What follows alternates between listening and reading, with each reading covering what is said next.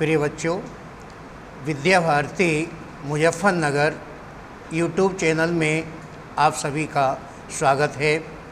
मैं प्रयाग सिंह, आचार्य लाला जगदीश प्रसाद सरस्वती विद्या मंदिर, inter college, Jansath road, Muzaffarnagar. प्रिय बच्चों, आज हम आपको कक्षा 9 सामाजिक विज्ञान उप विषय इतिहास पाठ 1 फ्रांसीसी क्रांति पढ़ाएंगे। आप सभी जानते हैं कि क्रांति किसे कहते हैं। आपने पढ़ा होगा श्वेत क्रांति, नील क्रांति और भिन्न भिन्न क्षेत्रों में क्रांतियाँ। क्रांति का अर्थ क्या होता है बताइए। तो क्रांति का अर्थ होता है परिवर्तन। फ्रांस में जो फ्रांसीसी क्रांति आप पढ़ेंगे, इस फ्रांसीसी क्रांति में क्या था कि फ्रांस में जो राजा था, वो राजा जो है बहुत ही अत्याचारी था। उसके अत्याचारों के विरुद्ध सामान्य जनता ने क्रांति प्रारंभ की थी। इस क्रांति को विस्तार से पढ़ने के लिए हम आपको ले जाते हैं ये 18वीं सदी के उत्तरार्ध में फ्रांसीसी समाज कैसा था। यहाँ पर आप देखेंगे कि सन 1774 ईस्वी में बूर्बो राजवंश का लुई 16वां फ्रांस की गद्दी पर बैठा। जिस समय वो गद्दी पर बैठा उस समय उसकी उम्र 20 वर्ष थी और उसका विवाह ऑस्ट्रिया की राजकुमारी मैरी एंतोएतेन के साथ हुआ था। आपने देखा तो फ्रांस के वित्तीय संसाधन समाप्त हो चुके थे। राज्यारोहण के समय राजकोष खाली पाया और लंबे युद्ध चलने के कारण फ्रांस के वित्तीय संसाधन पूर्ण रूप से नष्ट हुए। वर्साय की विशाल महल और राज्य दरबार के शान शौकत बनाए रखने के फिजूल खर्ची का बोझ अलग से था। बेकार का खर्च लिया जाता था। लुई 16वें के शासनकाल में फ्रांस ने 13 जो उपनिवेश थे, उन 13 उपनिवेशों को ब्रिटेन से आज़ाद करने में पूरी शक्ति लगाई थी और 10 अरब लिब्रे मुद्रा का इस पर कर्ज हो गया था। लिब्रे एक फ्रांस की उस समय की मुद्रा का नाम है और 2 अरब लिब्रे का कर्ज इसमें पहले था। अब फ्रांस पूर्ण रूप से कर्ज के तले दबा था। इसके साथ ही जो ऋणदाता थे वे 10% कर की मांग कर रहे थे और जो आमदनी थी उस आमदनी का अधिकांश हिस्सा फ्रांस जो है विदेशी कर्जे को चुकाने में कर रहा था। और इस समय आपने देखा कि सेना के रखरखाव, राज दरबार और अपने नियमित खर्चों के लिए सरकारी विश्वविद्यालय चलाने के लिए फ्रांसीसी सरकार ने अनेक प्रकार के कर लगाए थे। लेकिन करों से जो राशि उपलब्ध होती थी उससे सरकारी खर्चे नहीं चलते थे, क्योंकि खर्चे जो थे वो जनसाधारण वर्ग देता था। जनसाधारण वर्ग जो कर्जे देता था तो यहाँ केवल तीसरा स्टेट ही देता था। अब हम देखते हैं फ्रांसीसी समाज। फ्रांसीसी जो समाज है, ये फ्रांसीसी समाज को 3 वर्गों में बांटा गया है। प्रथम स्टेट ये पादरी वर्ग, द्वितीय स्टेट ये कुलीन वर्ग और तृतीय स्टेट, इसमें ये 3 वर्ग थे, यानी बड़े व्यापारी, अदालती कर्मचारी, वकील, किसान, कारीगर, छोटे किसान, भूमिहीन, मजदूर, नौकर, ये लोग इसमें सम्मिलित थे। आप देखेंगे जो ये पादरी वर्ग है, ये क्या था कि चर्च में काम करने वाले लोगों को पादरी वर्ग कहा जाता था। इनको जो है विशेषाधिकार प्राप्त थे। ये विशेषाधिकार जो थे इन्हें जन्म से ही प्राप्त थे। ये किसी प्रकार का कोई भी कर अदा नहीं करते थे और न किसी तरह का ये लोग जो हैं कोई कर देते थे, बल्कि सरकार से जो है एक कर वसूल किया करते थे। जो कर था उस कर का नाम था, उसमें जो है विशेष रूप से ये जो कर देते थे वो कर टाइद नाम का कर था। कर का नाम था टाइद। टाइद जो है, टाइद और टाइल,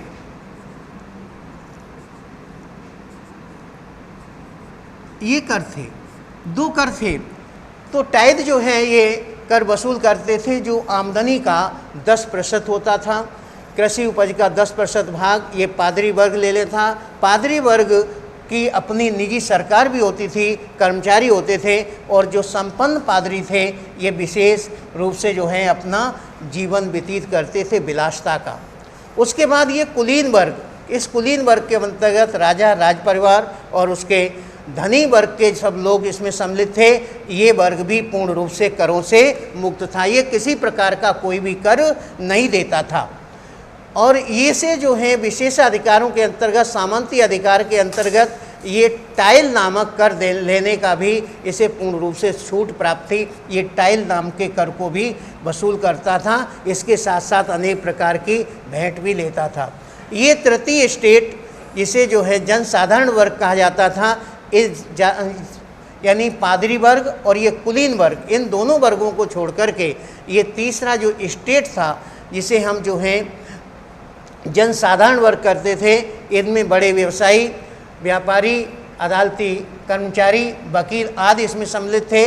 दूसरा वर्ग इसी में किसान और कारीगर का था। तीसरा वर्ग छोटे किसान, भूमिहीन, मजदूर और नौकर का था। लेकिन इनके विशेषाधिकार सीमित थे, इनसे ज़्यादा विशेषाधिकार नहीं थे। इन लोगों के ये लोग जो हैं टाइद और टाइल, ये दोनों प्रकार के करों को चुकाने का काम करते थे। इसके साथ साथ इनमें अधिकांश लोग जो हैं 90% लोग जो किसान तृतीय वर्ग के लोग थे खेती करते थे। लेकिन ये तृतीय वर्ग के जो खेती करते थे, खेती इनके पास कम थी। सबसे अधिक जो भूमि थी 60% भूमि जो है इस पादरी वर्ग के थी, कुलीन वर्ग का थी। और ये जो इसके तीसरे वर्ग के जो संपन्न लोग थे उनके पास हुआ करती थी। लेकिन इसके साथ साथ जब ये खेती करते थे तो अपने मालिक के खेतों पर काम करते, उनके घरों पर काम करते, उन्हें सैनिक सेवाएं देते और उसके साथ साथ इन्हें जो है अनेक प्रकार की सेवाएं भी देने का अधिकार था। सड़क निर्माण बनाने में भी काम करते थे। अब जो है क्या था कि जीविका का संकट, आप देखेंगे ये जो है इनके जीने का संघर्ष, इस जीने के संघर्ष के तहत बात ये थी कि ये लोग जो हैं जीने के संघर्ष में क्या करते थे, ये बड़ी मात्रा में ये लोग जो हैं अपने जो फ्रांस में जनसंख्या थी उस जनसंख्या का में 2.8 करोड़ आबादी में से जो आबादी बढ़ रही थी उस हिसाब से लोगों की अनुपात में जो है इनकम नहीं बढ़ रही थी, आमदनी नहीं बढ़ रही थी। उस समय लोगों का मुख्य भोजन पाव रोटी था। लेकिन लोग जो है कारखानों में काम करते थे और जो कारखानों के मालिक हुआ करते थे वे इनकी मजदूरी तय करते थे। लेकिन मजदूरी उस अनुपात में नहीं बढ़ रही थी जिस अनुपात में ये क्या करते थे, आमदनी चाहते थे। तो ये वर्ग जो है पूर्ण रूप से दुखी था। इसी समय जो है अकाल पड़ गया या ओले पड़ गए तो फसल नष्ट हो जाती थी। परिणाम ये होता था जीने का संकट उत्पन्न हो जाता था। यहाँ आप देखेंगे एक चित्र में जीविका जो है प्राचीन राजतंत्र में कैसे फैलती थी, अन्नाभाव, इसमें जो है अन्न का अभाव हो जाता था, अन्न का अभाव।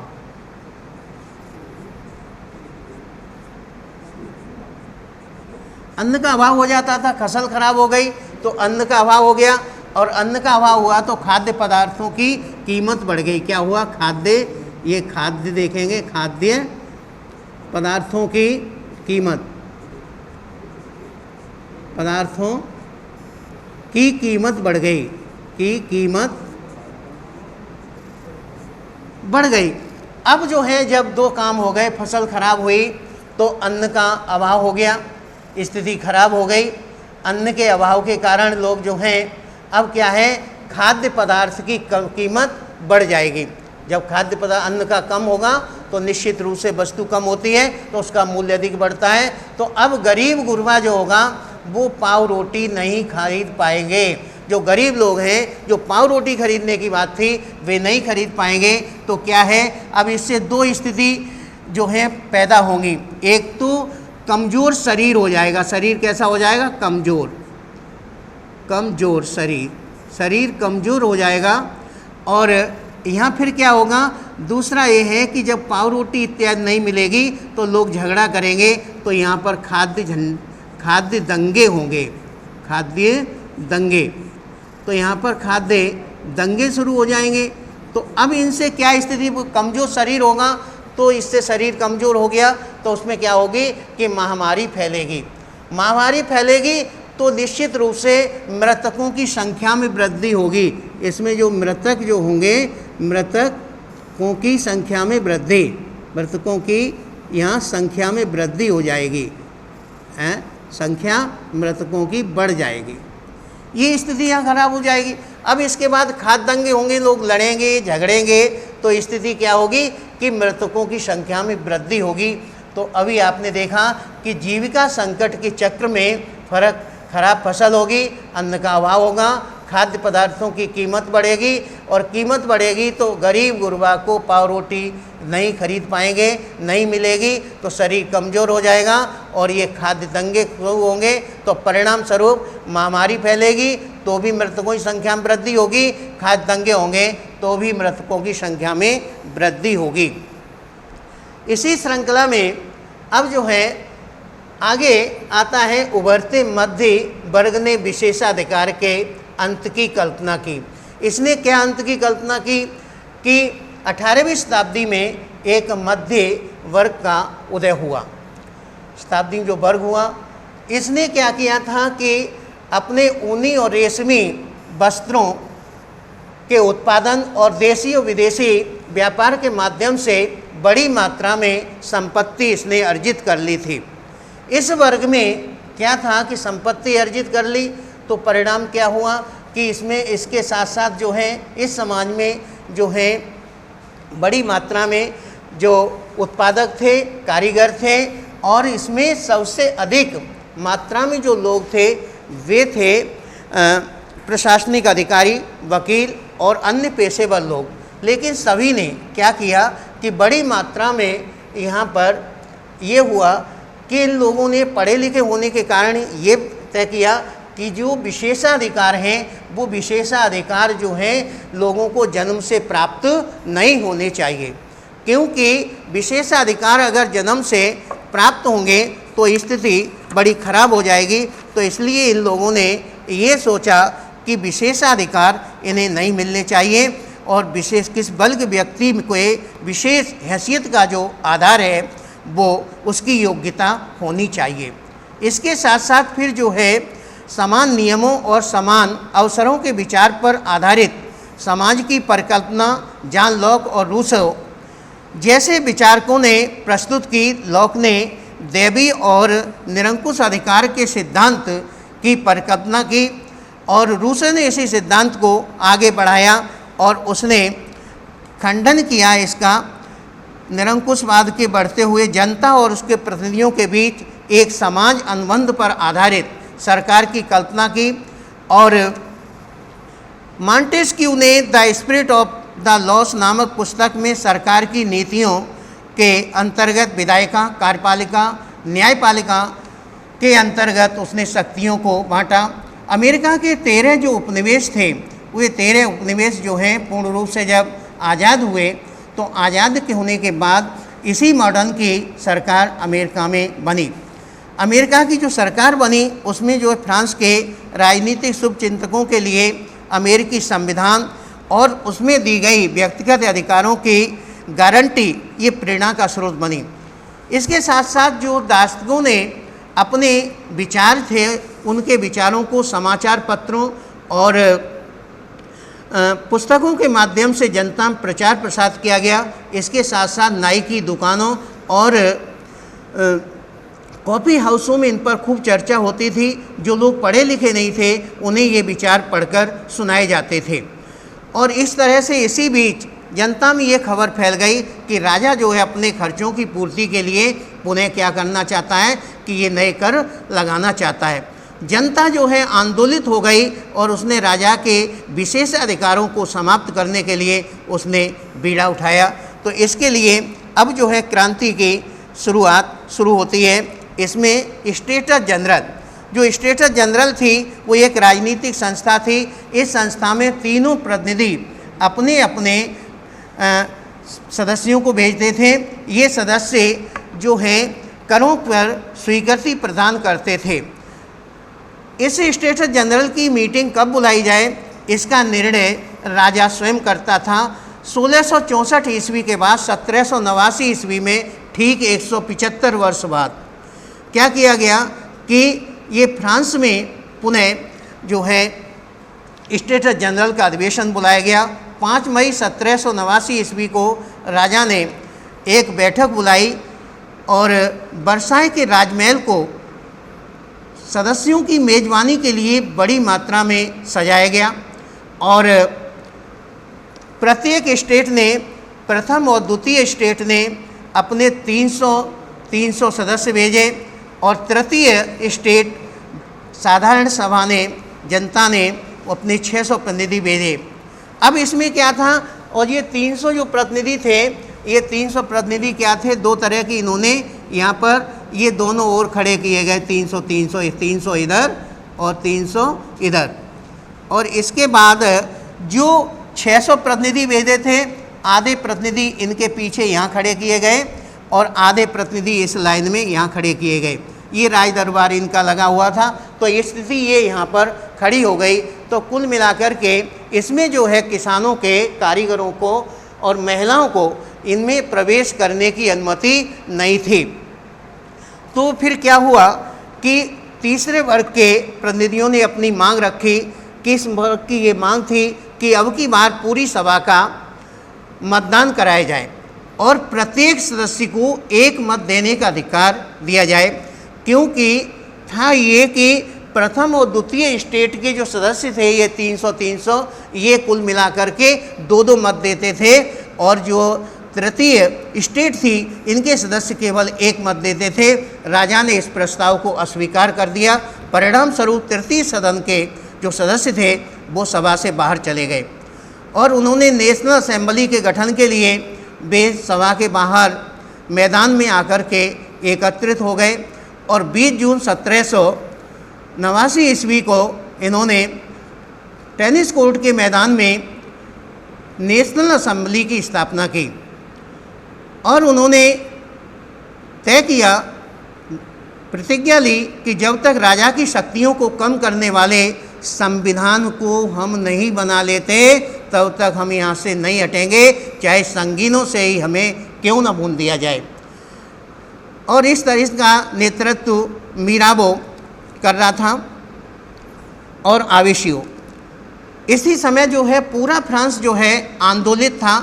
अब इसमें नेशनल असेंबली तो अपने क्या थी कि सभा संविधान के प्रारूप को तैयार करने में लगी हुई थी और तब पूरा फ्रांस पूर्ण रूप से, फ्रांस में कोई भी स्थान ऐसा नहीं था जहां आंदोलन न हो रहा हो। कड़ाके की सर्दी पड़ने के कारण फसल नष्ट हो गई थी और पाव रोटी की स्थिति खराब हो गई थी। जो बेकरी मालिक थे वे जमाखोरी करने लगे। परिणाम स्वरूप ये हुआ कि इसके बाद अब स्थिति ये हो गई कि विद्रोही प्रजा की शक्ति को देख कर के राजा की ने अब मन में, उसके बस में ये नहीं रहा कि क्रांति पर नियंत्रण किया जाए। परिणाम ये हुआ कि सम्राट ने जैसे ही पेरिस में सेना को आदेश दिया, उसी समय यहाँ पर ये हुआ, गुस्साई औरतों ने बेकरी मालिकों को की दुकानों पर धावा बोल दिया और बास्तील दुर्ग पर पूर्ण रूप से उन्होंने आक्रमण कर दिया। बास्तील का जो दुर्ग था वो धू कर के नष्ट होकर के जला दिया गया। किसानों ने अन्न भंडार जो थे उन भंडारों को लूट लिया और कानूनी जो दस्तावेज थे उन सभी दस्तावेजों को इसने क्या किया कि पूर्ण रूप से नष्ट कर दिया। परिणाम स्वरूप जो धनी वर्ग के लोग थे, ये सभी लोग जो हैं कुलीन वर्ग के लोग बड़ी संख्या में अपना राज्य छोड़कर के दूसरे क्षेत्रों में पूर्ण रूप से वे चले गए।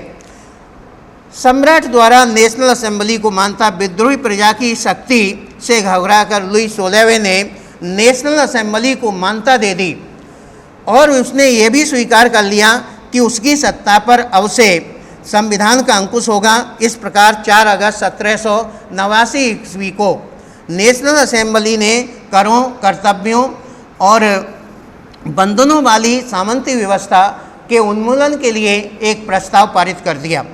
परिणाम ये हुआ कि सारे जितने धार्मिक कर थे उन धार्मिक करों को समाप्त कर दिया गया और जो पादरियों को अधिकार मिले हुए थे वे सब अधिकार उनसे छीन लिए गए। पादरियों की जो चर्च की भूमि थी उसको कब्जे में कर लिया गया।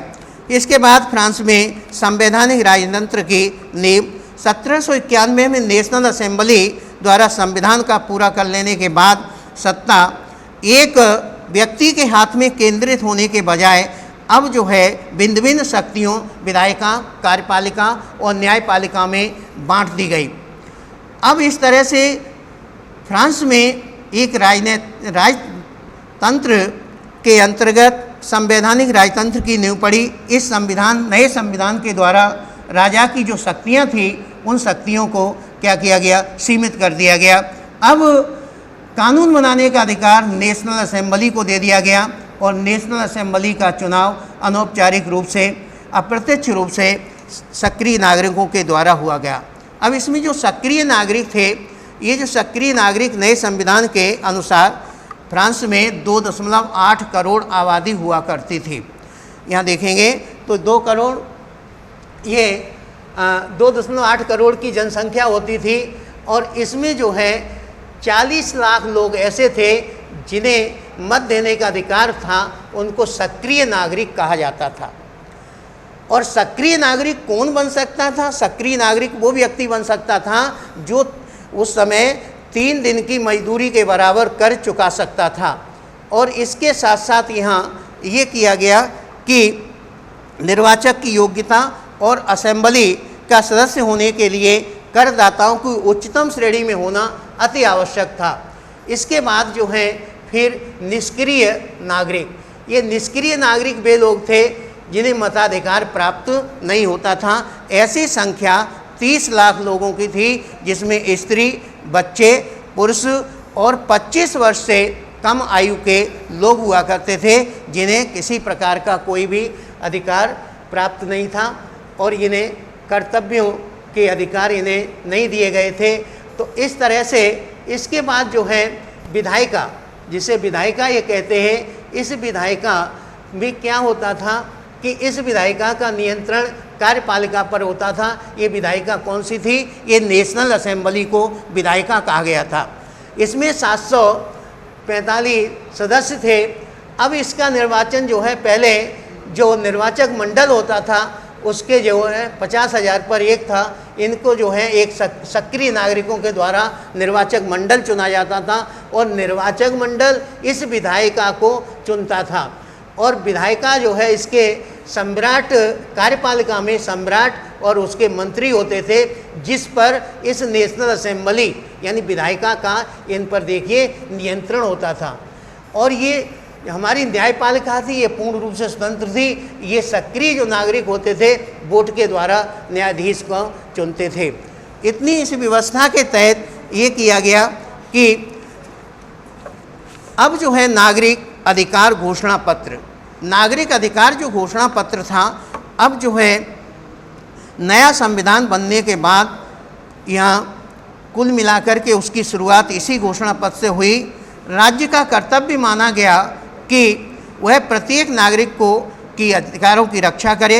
इन अधिकारों में था जीवन के अधिकार, अभिव्यक्ति की स्वतंत्रता के अधिकार, कानूनी बराबरी के अधिकार। ये सभी अधिकार सभी को जन्म से प्राप्त थे, इन्हें छीना नहीं जा सकता था। अब बात आती है फ्रांस में राजतंत्र का उन्मूलन और गणतंत्र की स्थापना।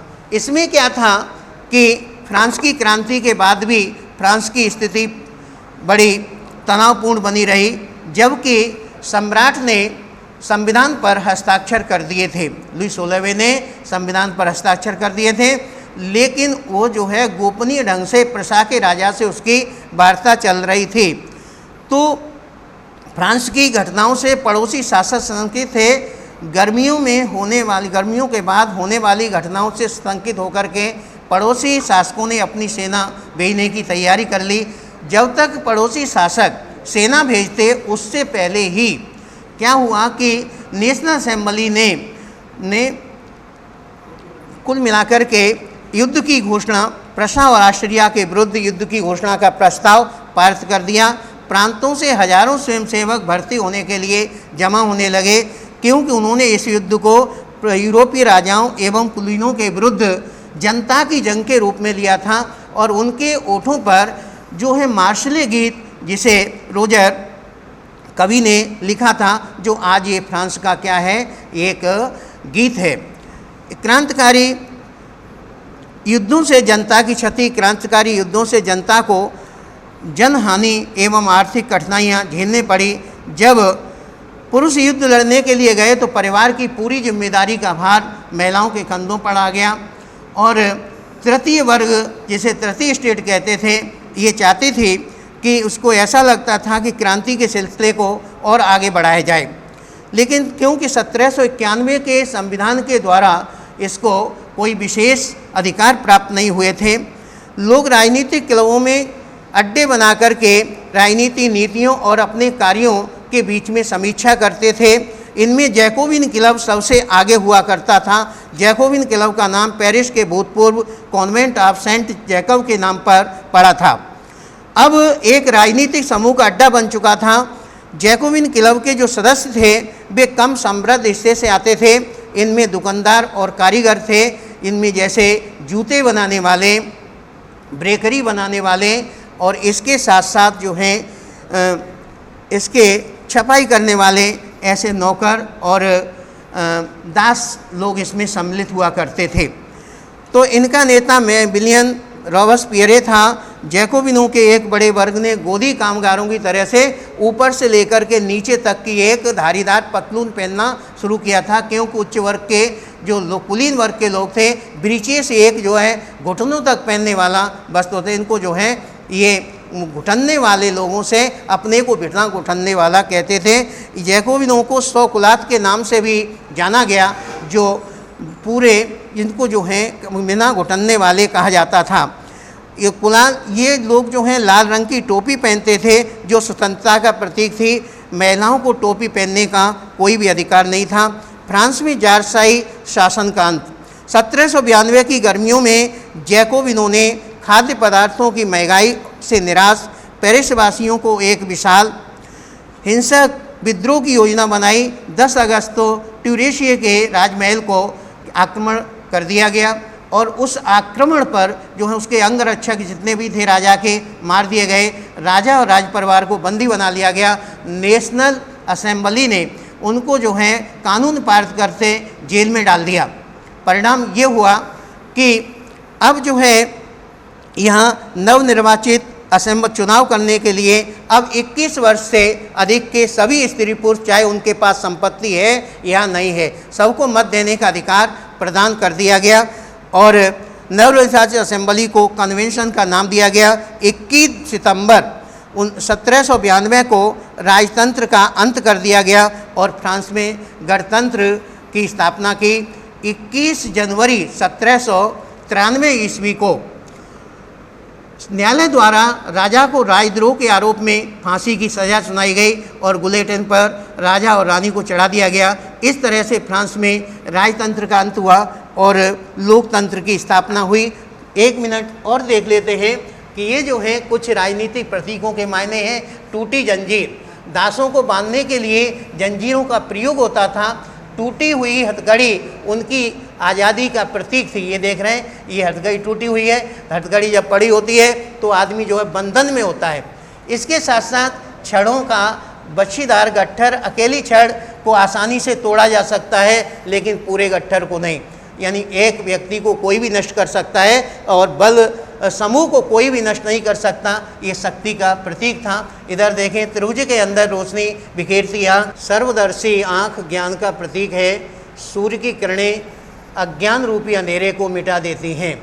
तो जिस तरह से सूर्य की रोशनी चारों तरफ फैल जाती है, वैसे ही आँख प्रकाश फैला देती है। राजदंड शाही सत्ता का प्रतीक था। अपनी पूंछ मुँह में लिए सांप, सनातन का प्रतीक अंगूठी का कोई और छोर नहीं होता और इस तरह से ये लंबा चलने वाला है।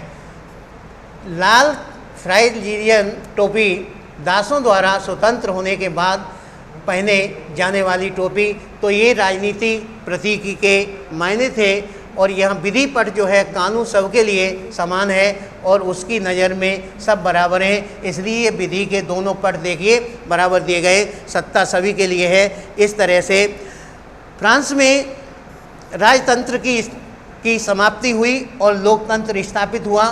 प्रिय बच्चों, आज के वीडियो में इतना ही। जय हिंद।